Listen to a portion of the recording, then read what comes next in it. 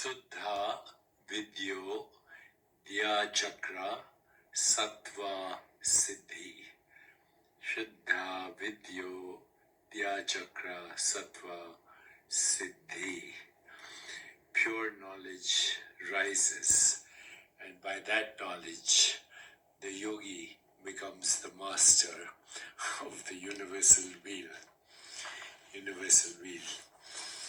Kala Chakra, wheel of time, wheel of awareness, and the wheel of lokas are inseparable. So, let us see what pure knowledge is. Pure knowledge is ineffable. It comes without words.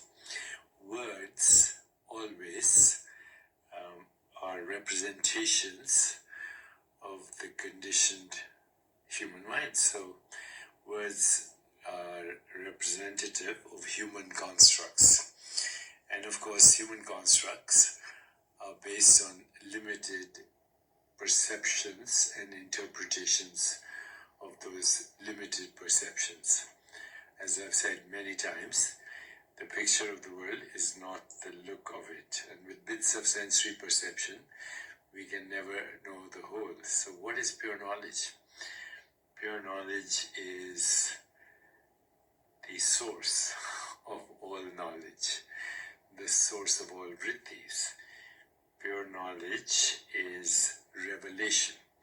Pure knowledge is spontaneous right thinking. Pure knowledge is spontaneous right feeling.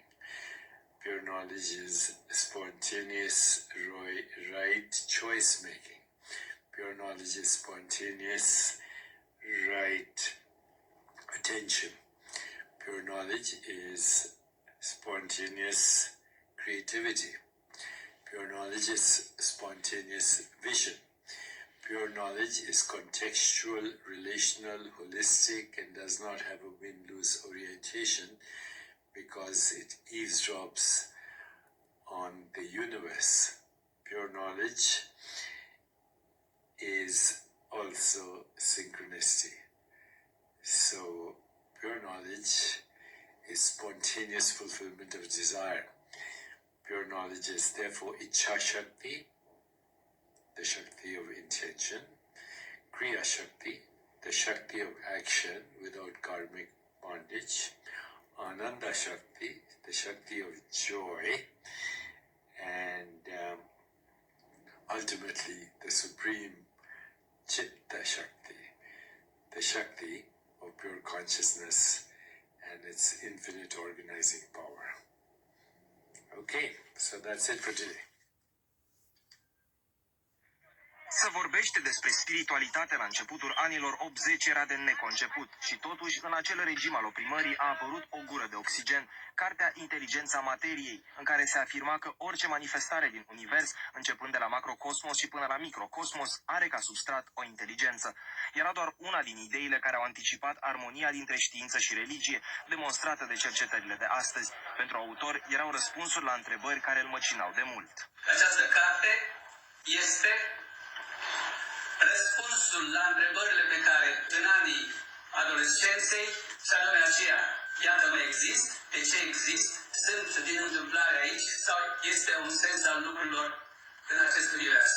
Răspunsul meu a fost această carte. Cenzura comunistă a realizat că a permis apariția unei cărți care, chiar dacă nu vorbește textual despre Dumnezeu, îl așează în spatele tuturor lucrurilor. Cartea a fost pusă pe lista neagră, însă era prea târziu. De la oameni de știință până la publicul larg, toată lumea vorbea, chiar dacă pe șoptite, despre inteligența materiei. Pentru mine a însemnat să chiulesc de la liceu ca să o pot citi.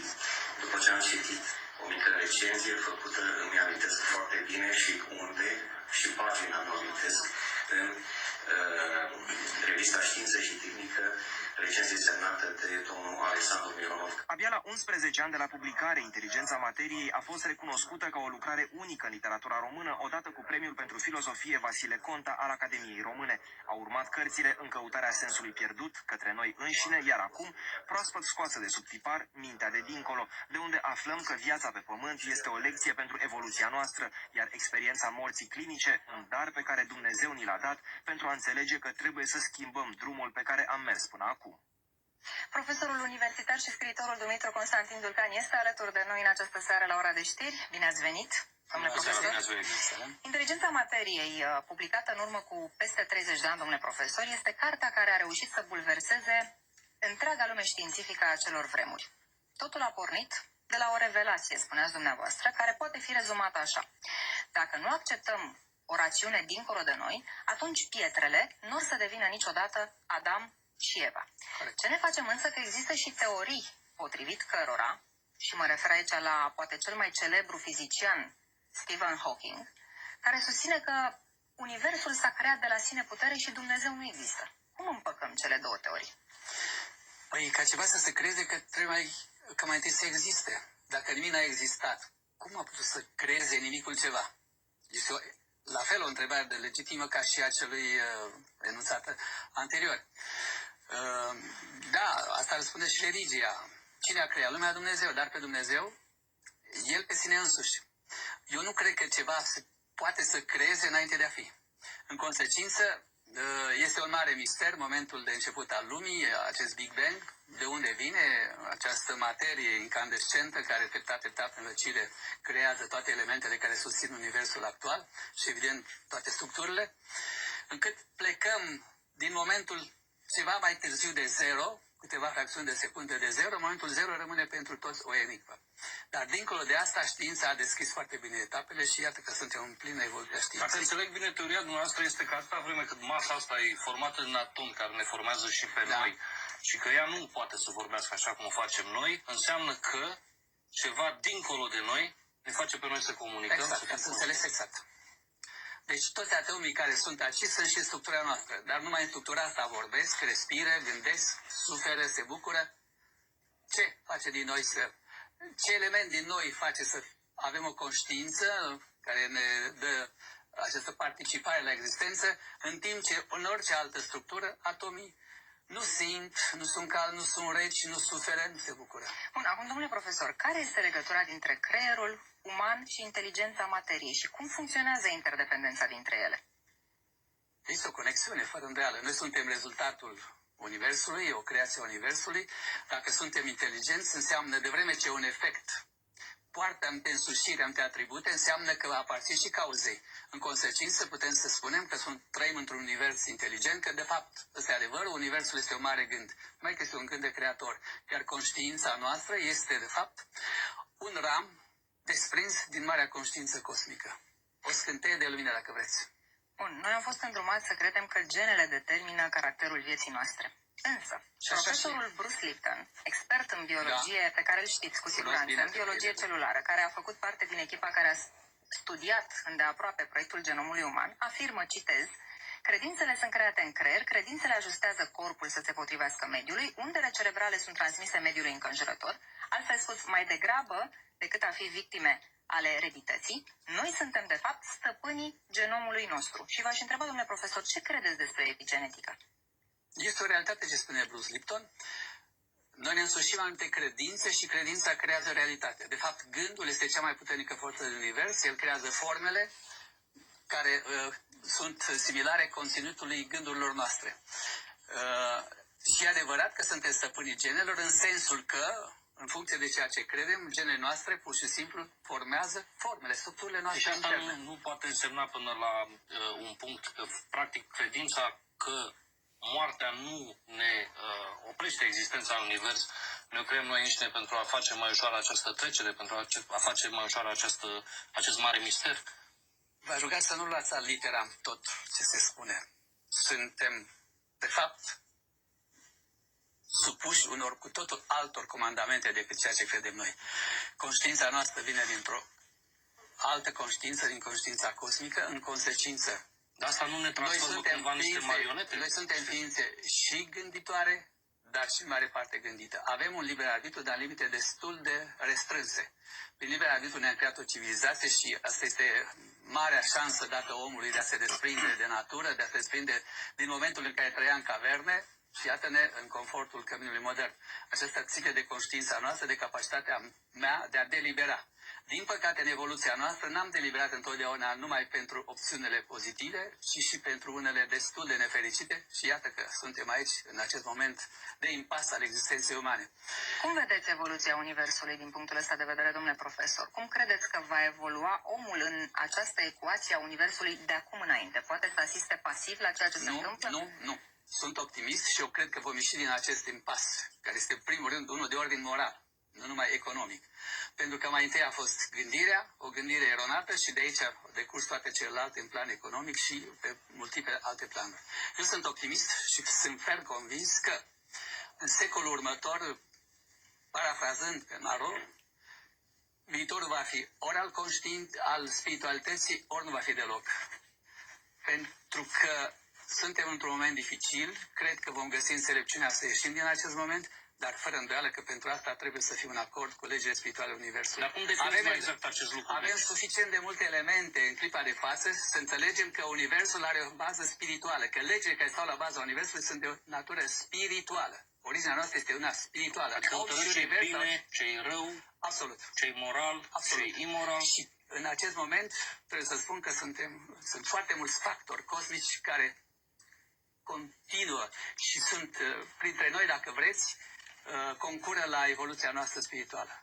Acum mai spuneți un lucru foarte interesant. Devenim ceea ce gândim. Exact. Sănătoși sau bolnavi, fericiți ceea ce gândim. sau nefericiți. Cu fiecare gând predăm pentru ordinea univers, pentru sănătate sau dimpotrivă, pentru dezordine și boală. Întrebarea este cum putem să ne educăm mintea în așa fel încât, domnule profesor, să transmitem Universului mesajul pozitiv pentru ca el să se întoarcă la noi tot la fel. Păi eu cred că nimeni nu vrea să se sinucidă. De vreme ce gândește rău și știe că răul este și al lui, dar și al tuturor celorlalți, inclusiv al Universului, de ce n-am învățat din lecția asta să ne protejăm? Când medicina spune că e o boală incurabilă, care te va măcina și omorâ la final, cum poți tu să gândești pozitiv și să spui nu mă va omorâ, nu va fi așa? Domnule, e foarte greu să... Dați-mi voie să vă contrazic, nu întotdeauna e așa. Da, în clipa de față, medicina are posibilități și limite. Dar nu întotdeauna aceste limite sunt de nedepășit. Putem să le depășim în anumite limite. Există și un factor de dincolo de noi. Dacă facem apel la el, poate că aceste limite ale medicinii le putem depăși. Și încă ceva, domnule profesor. Spațiul vieții de dincolo a fost și va fi pentru totdeauna unul dintre marile mistere ale Universului. Credeți în viața după moarte? Of course, am scris o carte pentru asta. Ne puteți rezuma cum arată viața de dincolo? Și unde este acest dincolo, domnule profesor? Este sus? Este deasupra noastră sau este lângă? Eu mai ai discuție. Sau este sub noi? Eu mai ai discuție. Se pare că, în virtutea fizicii cuantice, ceea ce spunem dincolo nu este în cer, că dacă ne uităm cu toate mijloacele care le avem, nu vedem nimic decât stele și astre. Se pare că e chiar foarte aproape de noi, numai că trebuie să înțelegem că în virtutea fizicii clasice, un spațiu era ocupat de un singur obiect, în timp ce în virtutea fizicii cuantice, grație frecvențelor diferite, în același spațiu, în același punct, pot să fie înființate de lumi. În consecință, lumile, ceea ce numim dincolo, exact, vorbim de multivers, de universuri paralele, ceea ce numim dincolo s-ar putea să fie foarte aproape de noi. Unii spun că este numai departe de un metru. Deci lângă noi. Absolut. Gândiți-vă că până acum, ceea ce nu vedeam în invizibil, credeam că nu există nimic. În clipa de față știm că acolo există lumi, universuri. Mai că sunt ele la fel ca a noastră sau sunt dematerializate? Dați-mi voie să vă explic. Tot ceea ce în univers înseamnă o frecvență. Numai o anumită limită de frecvență ne situează în materie, în substanță concretă, accesibilă simțurilor noastre, și o altă limită de frecvență în invizibil. Asta nu înseamnă că nu există. Da, poftiți. Acolo sunt unde? Unde erau oamenii de acolo? În acest spațiu invizibil. Avem un receptor, imediat i-am văzut. Nu mai e niciun receptor, nu e nimic. E invizibil, e abstractul. Aceasta este dificultatea de a crede în dincolo. Unii sunt sceptici. E bine, aceste frecvențe nu sunt încă accesibile, nici simționate, nici... Deci, dumneavoastră, la fel, spuneți că tot bagajul de amintiri, de cunoștințe, de tot ce am strâns noi într-o viață, alea pe care le vedem înainte de a muri, pe repede înainte, sunt undeva deasupra creierului nostru, sunt într-un...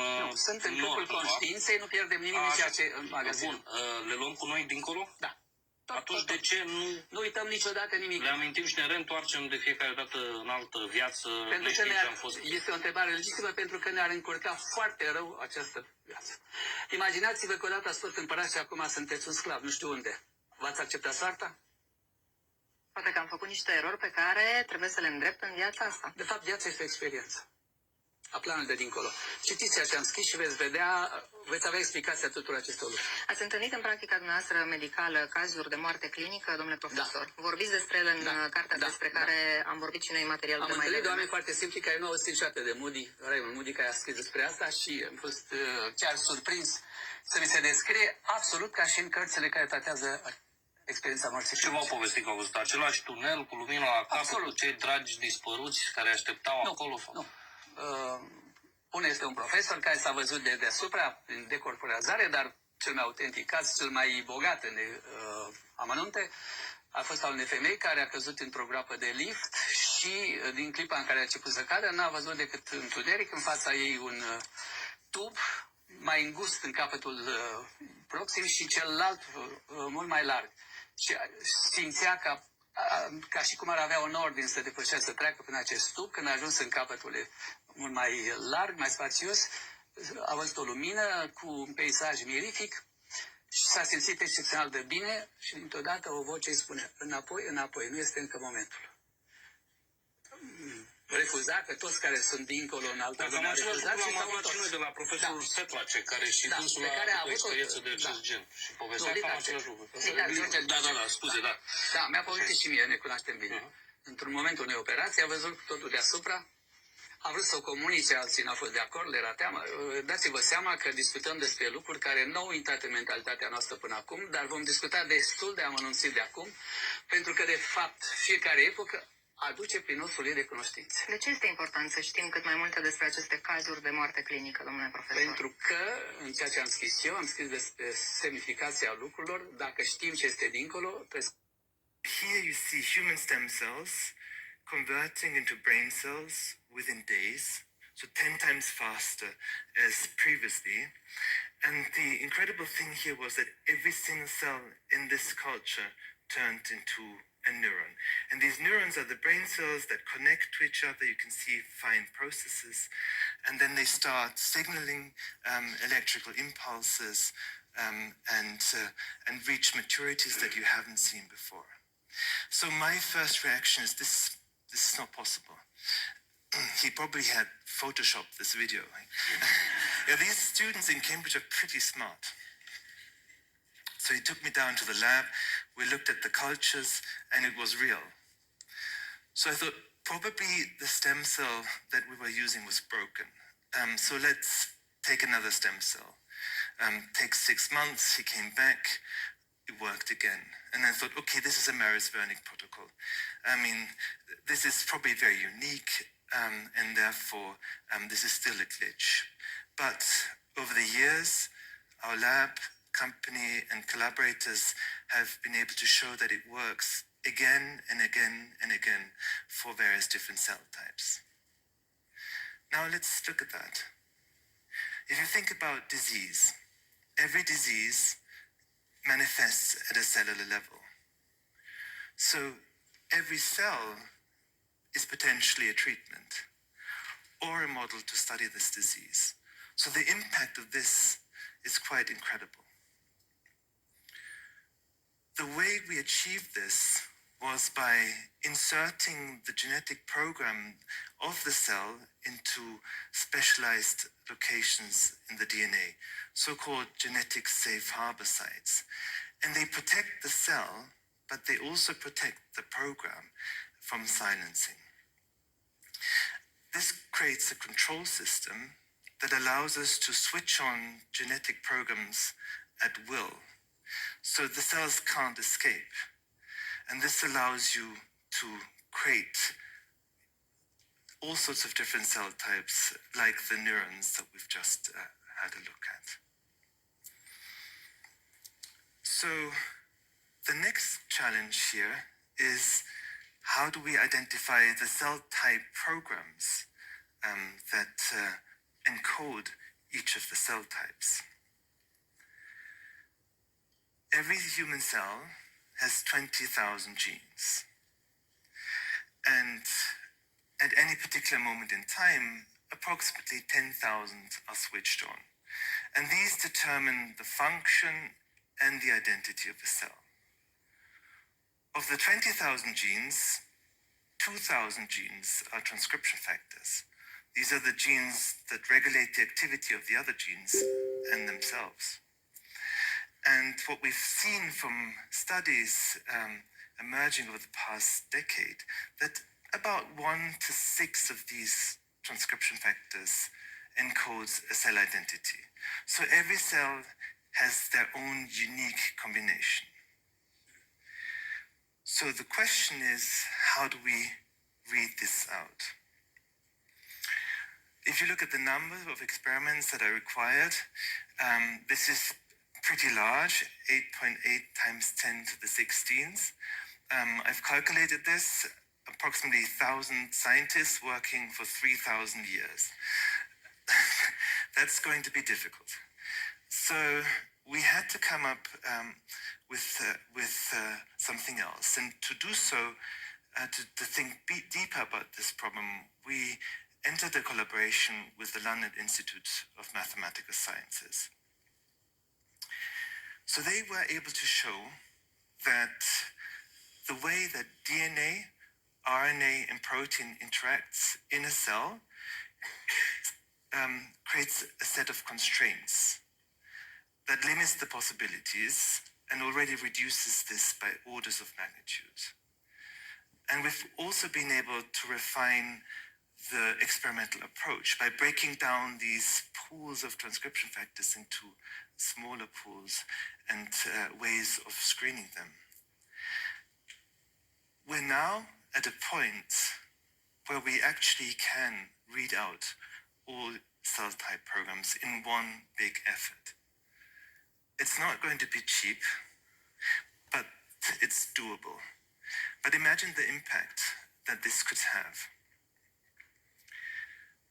So this is a DARPA-style project, and I'm really keen to get this off the ground.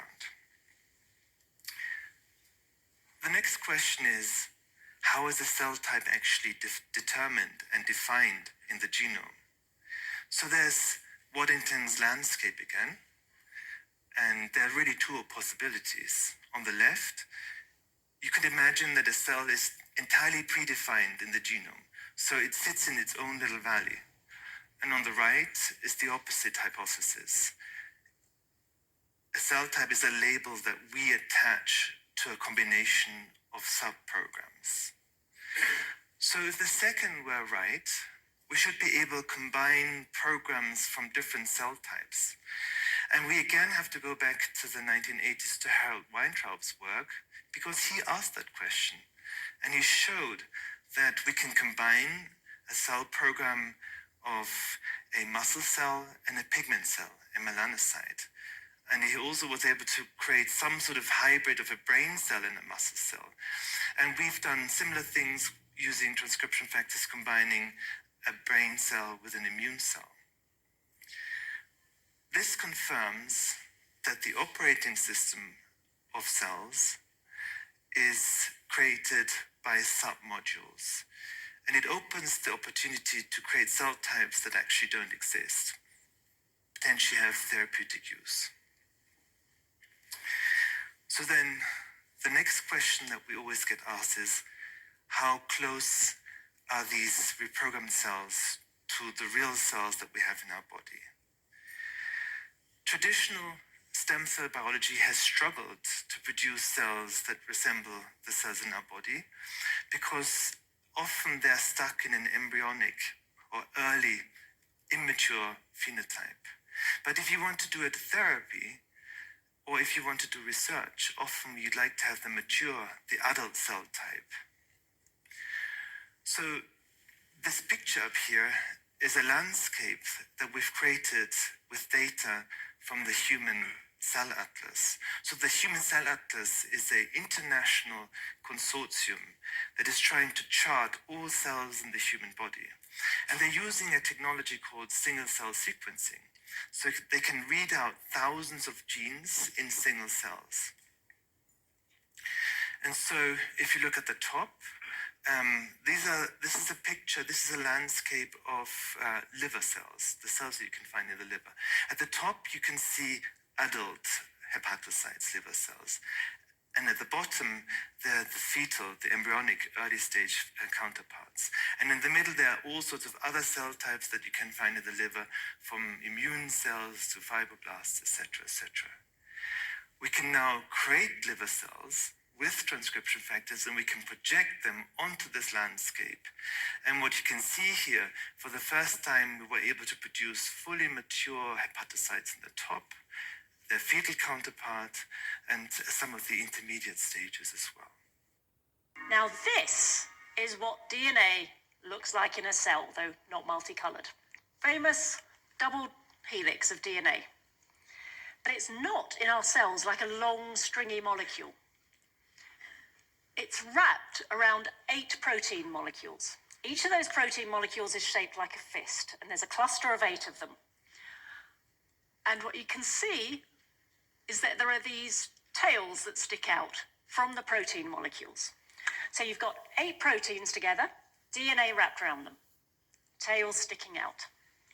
Now, this image represented the culmination of a huge amount of work by a lot of researchers, and it cost millions to generate the data that allowed this picture to be created. And it's fabulous, but from my point of view of trying to communicate something about science, it has some limitations. One is that if you're not used to these kind of pictures, it's a bit overwhelming. Whenever I put this picture up, I literally can see the audience kind of go, woo, right? So it's a bit overwhelming. The other issue with it, from my point of view, is that it's very difficult to adjust it to show you the things I want to show you. And so I decided I needed an improved version of this. So I created one. Now, mine was an improvement because it did not cost millions. I was able to adapt it to show you the things I needed to explain. And then once I'd adapted it and I photographed it, I ate it.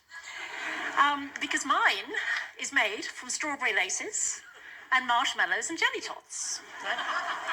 Now, I used the strawberry laces to represent DNA.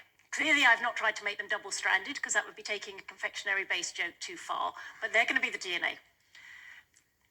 The marshmallows represent those 8 proteins that I told you about, those 8 fish-shaped proteins. And the cocktail sticks, sticking out cunningly like that, are the tails that I showed you. Now, what happens in a cell? DNA wraps around a cluster of 8 proteins.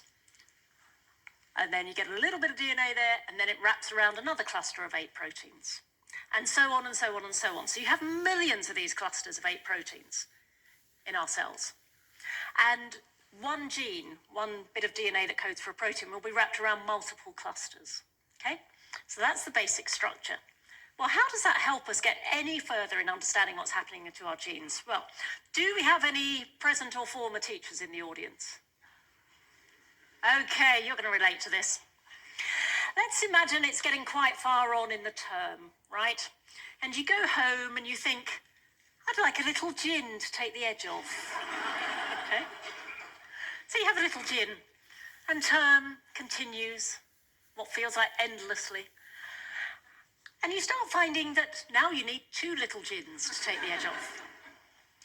And the reason you need 2 little gins, where before you only needed 1, is because your body is breaking down the alcohol faster. It has switched on higher expression of the gene that breaks down alcohol. And the way that it does it is like this. Well, not exactly like this, I admit, but yeah. This is the gene for breaking down alcohol, right? When there's lots of alcohol coming into your system, signals get generated in the liver, and you get little modifications added to the tails of those proteins, cunningly represented by the green jelly tots. Okay? And what those modifications do is they basically make it easier for that gene to be switched on. So they drive up gene expression. Let's say it gets to the summer holidays. Okay? After a week or 2, you start thinking, I should really knock it on the head a bit with the gin. There's no point your liver continuing to make large amounts of the enzyme that breaks down the alcohol because you're not taking in the alcohol anymore. So the green modifications, the green jelly tots that basically said switch this gene on, are removed and replaced by purple jelly tots, which basically signal turn this gene off. Don't need to be breaking down alcohol at the moment. So what we have there is a way of turning genes on or turning genes off. And actually, it's massively more complicated than that. Imagine a world in which there were like 60 different flavors of jelly tots. And I'm so happy when I imagine that world, right? So you could have 60 different colors of jelly tots on that cluster. And they could occur in all sorts of different combinations. They wouldn't have to be all green ones or all purple ones. So you can see that and they could all influence gene expression by different amounts. So you can see you could start having a whole range of expression, not just off and on, but anywhere in between. Okay? So you can introduce enormous flexibility into how genes are expressed. But if we have a situation where we have lots of the purple jelly tots on lots of the protein clusters in the same region, we can also get our modifications to the DNA itself, represented by the yellow jelly tots. And this says, I'm serious about it, I don't want this gene switched on. You can get very high levels of that modification to the DNA, and when that happens, the whole region of DNA scrunches up, becomes incredibly compacted, and the genes there really can't ever be switched on. So it shuts down gene expression pretty much permanently of that gene. That's why the genes in our brain, for example, do not express the gene for hemoglobin that carries oxygen around in our blood. They're scrunched together early in development, and they stay switched off forever. So we can use these sorts of modifications to switch gene expression off forever by this compaction. Or we can also have a more open situation where the gene expression can vary depending on the environmental circumstances. All of these modifications are called epigenetic modifications, because they're at, on, or in addition to the basic genetic code. And what they all do is they change the likelihood of gene expression, but they never change the sequence. The gene still codes for exactly the same thing.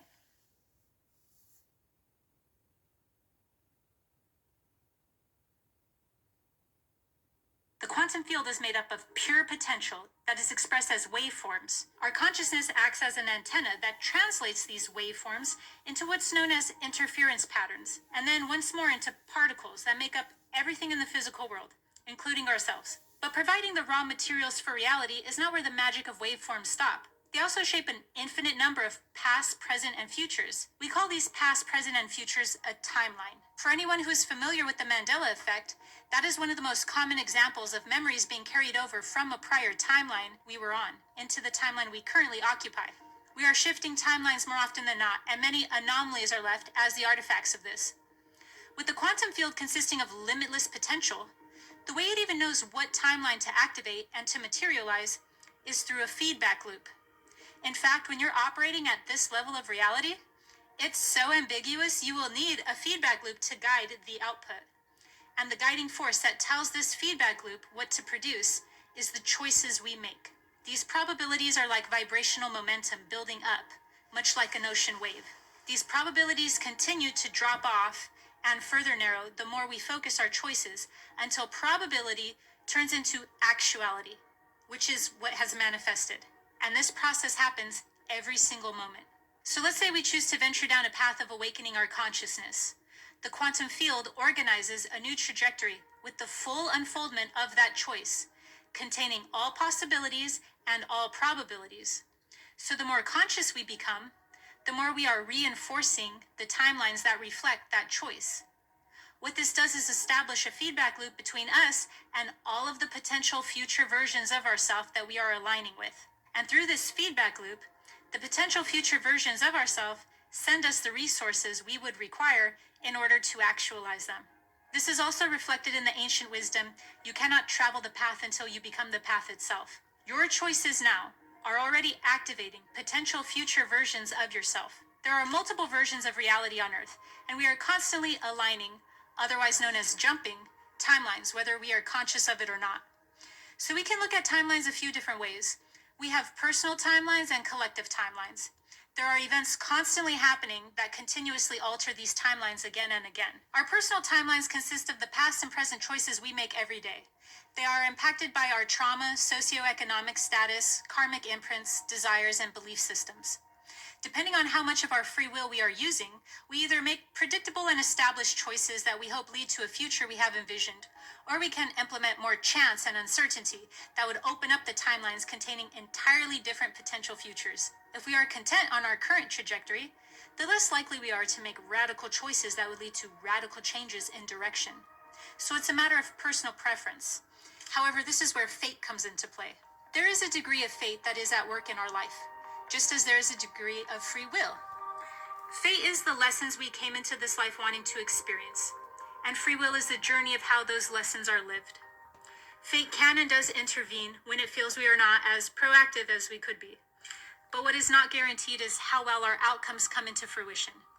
That is all left up to our actions, discernment, and willpower. Now let's focus on the collective timelines. Imagine that there is already multiple versions of reality on Earth, and in the past of one of these versions of reality, World War I never happened. That would significantly alter the future of that reality, not to mention the ripples that would create. Now apply the same concept to any event that was devastating and could be traumatizing to our collective psyche. And you can see that although there is an infinite number of potential timelines, that it's less likely we'd be able to access the ones that are prosperous and optimal if our collective psyche is continuously being directed into timelines that are traumatizing and disempowering. As I mentioned, we shift collective timelines frequently, but the wider the jump from our current reality, the more awareness is required to do so. What this means is if we want to experience an optimal and prosperous timeline, we would need to stop feeding the official narratives that limit our true potential and start taking conscious actions that reflect the timeline we want to call forth. So the main way that revelation of the method is carried out is through something known as predictive programming. Predictive programming is when we are already infused in the collective consciousness with visuals and images of an event before it's about to play out. And then we're seeing it in one arena in one way, and then in similar ways across different avenues of media. So they might not always be able to make a clear connection because they'll be similar but not identical events. It's all to get the essence of this imagery into our collective consciousness. And this is why reality looks so set in stone. It looks like it's on a specific railroad track, if you will. It's because we're so used to this imagery that we're exposed to by the time that something happens that it's like we've been prepared and we've been conditioned for it, and it's because we have. We've already seen these things, and so naturally we see them entered into our reality, and we've already accepted it as reality itself. We even scoff at different things that we can't conceive of because it hasn't entered our field yet through predictive programming. So paradigm blindness is also a part of a very heavily conditioned mind. The other avenue for revelation of the method is through repetition. Repetition plays a very strong role in this because we need to have things so normalized to us that by the time we're in that timeline or that event happens, we've already been subconsciously aware of it and expecting it. And that's done through repetition. This is why you see in the media certain phrases said over and over and over again, and certain sound bites taken and sensationalized. They need to have our minds strongly prepared for these experiences and events, and that's done through repetition and through strong imagery. This is how they bypass our conscious mind and get consent through our subconscious. And our subconscious is really the one who's running the show, because the subconscious mind is tenfold more powerful than the conscious mind. This has already been proven, and some people have even calibrated the subconscious mind to be 1 trillion times more stronger than the conscious mind. So they reveal to us what they're going to do, and then they enhance that with the imagery and the sensational speech and all of the repetition of these things going on within our collective world stage. By the time revelation of the method has been drawn into manifestation, we are experiencing what's known the state of shock. Now, shock can be used for very beneficial and positive means, and it can be used for very detrimental and negative means. The positive means are mainly used in esotericism and mysticism as ways to activate higher consciousness and deeper awareness. The ways that shock is instrumentally used, this is through a lot of fear-based reporting and fear-based media, anything to sensationalize us to get us stunned and in the state of shock. Because once we're in that state in a negatively prepared way, what they're able to do now is to bypass our conscious mind and to go straight into the motherboard of our experience, which is the subconscious. So they're preparing the subconscious every step of the way. They're doing it first through telling us what they're about to do. They can do this even through comedical means. It doesn't have to be straight up telling us what they're going to do. It can be done any manner of way. The rules here that we're working with are very, very thin because they have to honor our free will, but to like the bare minimum of that degree. So it can be even be bypassed as a joke. It can come off as something that's said in an article, and at least it was thrown out there into the ether, into the worldwide collective memory. So as long as they're able to say it, it's not up to them if we believe it or not. It's not up to them for anything else because their part of the responsibility was already upheld. They did the revelation, they revealed to us the method, and then their hands are clean from a universal perspective and from a karmic perspective. That's how they bypass karmic means.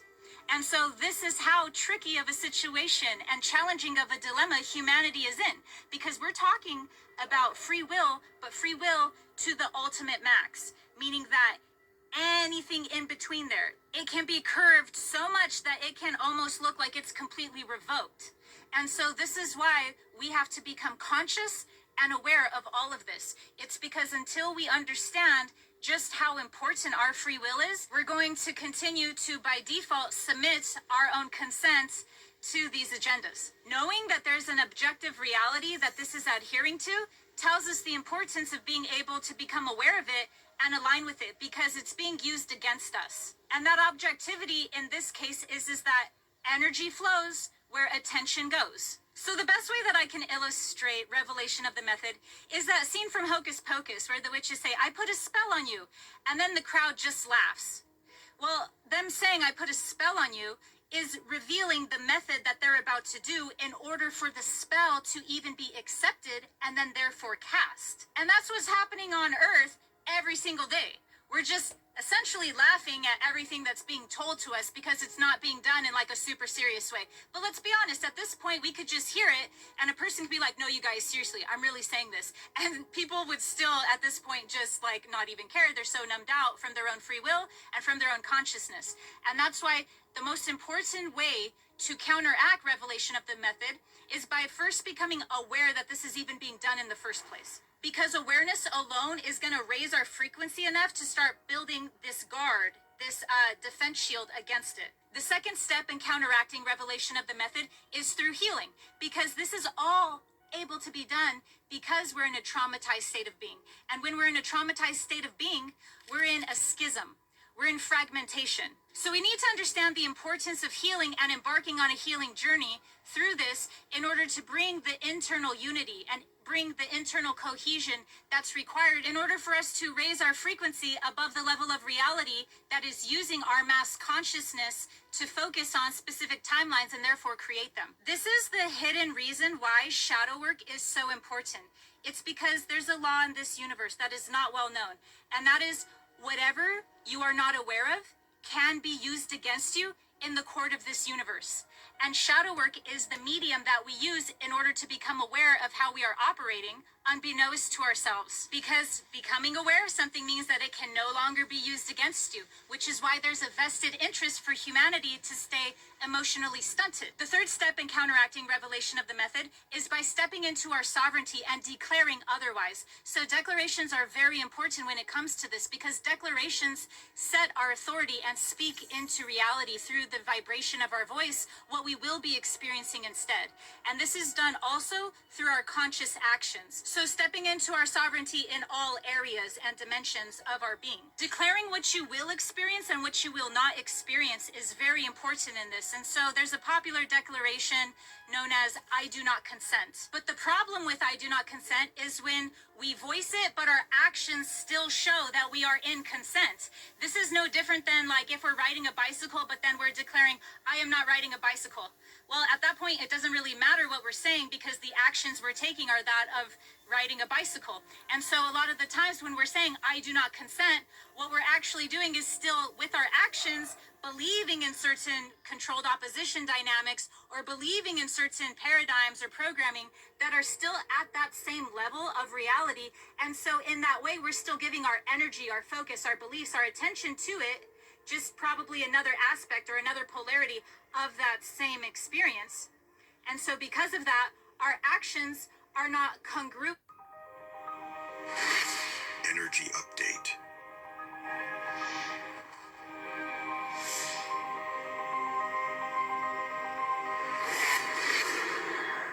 Dear ones, throughout space and time, the Galactic Federation team has seen a lot. During our space travels between the galaxies, we've discovered planets beyond count, each with its own unique features and characteristics. We have seen millions of planets with life, and some of them have already ascended to a fifth dimensional frequency. Everyone on those planets has reached a level of superconsciousness. They are incredibly compassionate individuals who live as co-creators with the source of all creation. They have no religious, political, color, or gender bias, and see and love everyone equally. The time is now for the Earth to ascend into fifth dimensional reality. No longer can you cling to the third dimensional illusion of separation, struggle, and hardship when your soul longs for freedom. Tapping into the fifth dimension for the first time can be one of life's greatest experiences. Everything around you is altered, and you see nature differently. You are finally awake to your true self. It is then that you see the world through different eyes, set a new life goal, and make your soul dance with joy. Ascending to the fifth dimension and using 5D energies is a simple phenomenon. It's simpler than you ever imagined. It doesn't take much work or time. Only you have to understand the knack of using it. The issue is that we are unable to express this process in human language. It's impossible to put into words. I have a question. If I am my awareness, my knowing awareness, will I ever be able to experience, feel, and perceive after my body dies? Or will it be that I fall asleep and never wake up?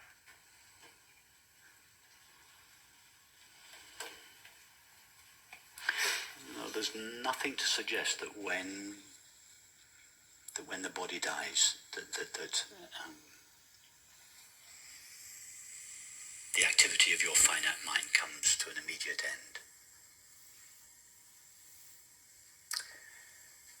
You see, from this point of view, that what we call our mind, our internal experience, and the body, they're not two separate things. None of us are now experiencing our bodies in the way that everybody else sees them. All I can see of my body now is it's about 2% of what you all see. I can see a couple of little pink blur somewhere down here, and that's about it. That's all I can see of my body. If I close my eyes and ask what I feel of my body, I'm not in pain at the moment. There's barely any sensation. There's a little tingling sensation where my legs are sitting on the chair and my feet on the floor. That's about it. So you all are experiencing much more of my body than I am experiencing. 99.9% of my experience is the world and all of you. And 0.001% of my experience is what I call my body. That doesn't mean to say that I'm not having internal experience. I'm having thoughts, feelings, images, memories. So there is internal experience, but that internal experience appears to me as thoughts, sensations, and perceptions. But I appear to you as a body. So what I'm suggesting is that my internal subjective experience appears as a body when viewed from a second-person perspective. So it's not that the body and the mind are something separate. It's just that the body is what the mind looks like when viewed from a second-person perspective. But the body is also what you use to perceive and to feel and to experience, right? Sorry, just to carry on what I was saying. So that the body in this model is a collection of energies. It's the activity of mind. It only appears as a body made out of matter when viewed from a distance. So when a physical body dies and begins to disintegrate, what is really happening in terms of subjective experience is that this localization of mind is beginning to delocalize. That's the internal experience of death, the delocalization of this tight knot of thinking and perceiving. Now, when this knot of thinking and perceiving called my subjective experience begins to unravel at death, that is viewed from the outside as the dying person, the disintegration of the body. But my internal experience is one of the unraveling of thoughts and feelings. But there's nothing to suggest that this unraveling of thoughts, of internal experience, just comes to an abrupt end. There's nothing to suggest that it may lose its integrity. The image I often use that I borrow from Bernardo Kastrup is the image of the whirlpool in the river. The whirlpool is a localization of the river made only of the energies of the river, but it has a coherence to it. From the outside, it looks like a whirlpool. From the inside, it's just a flow of energies. And when the whirlpool begins to lose its form, this would be the death of the body. The coherence of the whirlpool begins to dissipate. It's no longer a whirlpool. At some point, the whirlpool loses its form. That would be the death of the body, or the disintegration of the body. But the energies that went into the make of the whirlpools expand into the broader medium of the river, and they may still exist as ripples in the river, although they are no longer constellated as a whirlpool. So there's nothing to suggest that the energies that make up your internal experience now will come to an end abruptly when your body dies. There is nothing to suggest that they won't simply expand back into the broader medium of mind and continue for some time, or even gather together downstream and form another little mini whirlpool.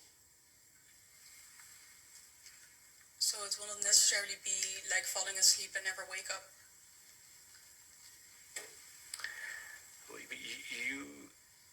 You consciousness never fall asleep.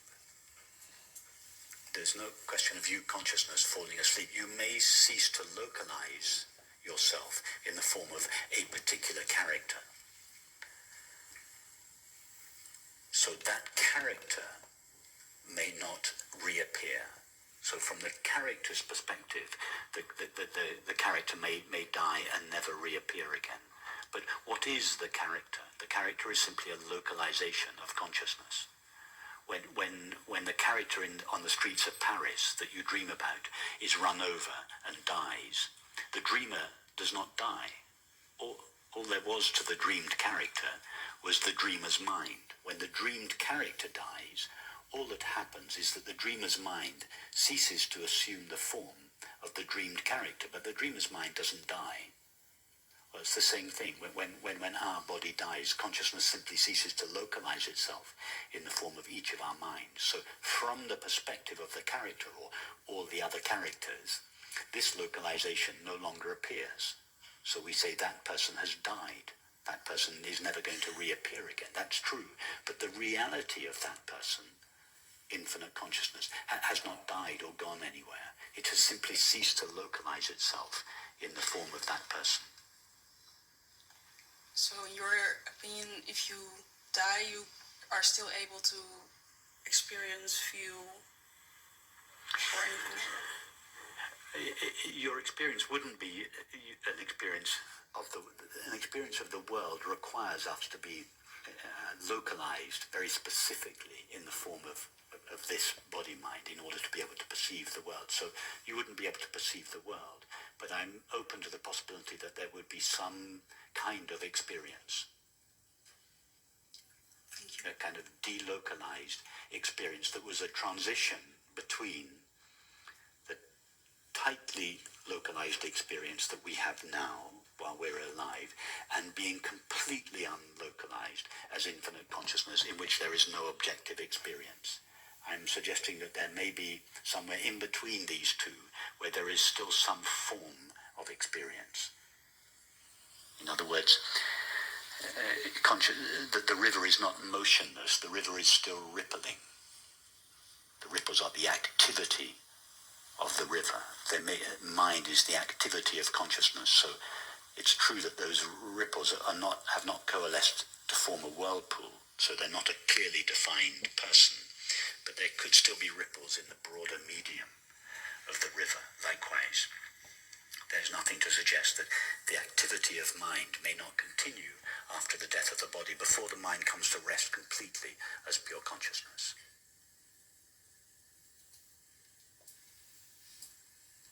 It's just a model. All models are inaccurate, so don't think that this model is too accurate, but hopefully our models convey something of the truth, and this model is, to me, it's a very sane model, because it's entirely in line with our experience.